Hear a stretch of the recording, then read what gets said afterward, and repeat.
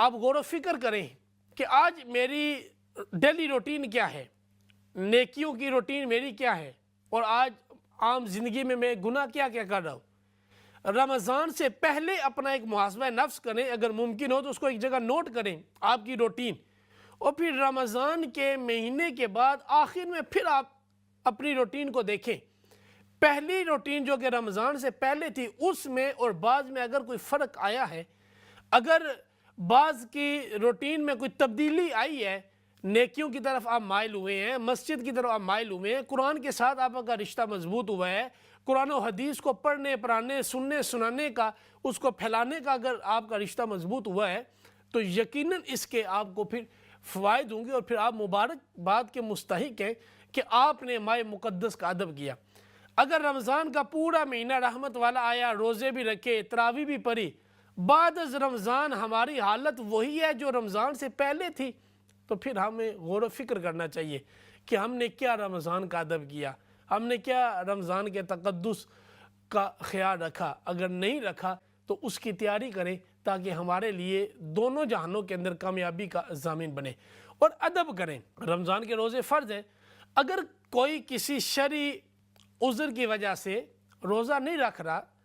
تو اس کو چاہیے کہ روزے داروں کا ادب کرے، کہ ان کے سامنے وہ کھانا نہ کھائے، ان کے سامنے کوئی ایسا کام نہ کرے کہ جو بے روزہ ہوتا ہے۔ بلکہ ایک روایت کے اندر آتا ہے کہ ایک دیگر مذہب کا فرد تھا، اور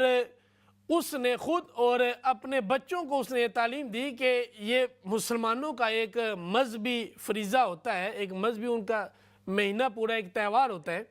تو اس مہینے میں مسلمانوں کے سامنے تم نے کچھ کھانا پینا نہیں ہے۔ اس نے خود بھی اس پہ عمل کیا، بچوں کو بھی تعلیم دی، اور یہ اس ماہ مقدس کا انہوں نے احترام کیا جو کہ دوسرے مذہب والے تھے۔ تو اس رمضان کے مہینے کے ادب کی وجہ سے اللہ نے ان کو نور ایمان عطا کیا۔ تو اس لیے ہمیں یہ سوچنا چاہیے، ہمیں اس کی طرف توجہ لانی چاہیے کہ ہم رمضان کا ادب کیا کرتے ہیں۔ روزہ یہ نہیں ہے کسی بندہ بھوکا رہے یا پیاسا رہے،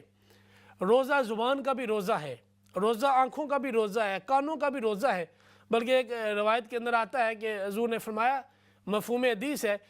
حضور نے فرمایا کہ جس نے روزہ رکھا اور جھوٹ سے بھی نہ بچا، غیبت سے بھی نہ بچا، چغلی سے بھی نہ بچا، اس نے اپنے ہاتھ پاؤں کو بھی محفوظ نہ رکھا،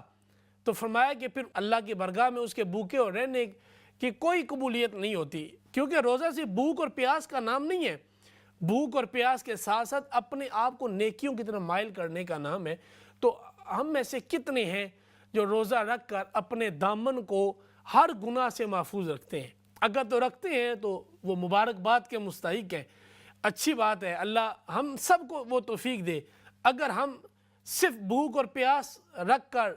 5 وقت نماز بھی رمضان کے مہینے میں بھی ہم نہ پڑھیں، اور لین دین کے معاملات کریں تو جھوٹ فریب یا اگلوں کو نقصان پہنچانے میں ہم ہیر پھیر کر رہے ہوں، یا مال کے اندر ملاوٹ ہم کر رہے ہوں، یا اپنے طور پہ تیز بن کر اگلے کو نقصان پہنچا رہے ہوں، اگر یہ روزہ رکھ کر بھی معاملات کریں گے تو یقیناً اس کے نقصانات کے علاوہ اور کچھ نہیں ہے۔ اور نقصان جہاں پہ دیگر ہوں گے وہاں پہ سب سے بڑا نقصان یہ ہے کہ ہمارے دل کے اندر وہ نور ایمان کا جو ایک فیض ہے وہ ہمارے دل سے رخصت کر دیا جائے گا۔ اس لیے اس ماہ مقدس کا ادب کریں۔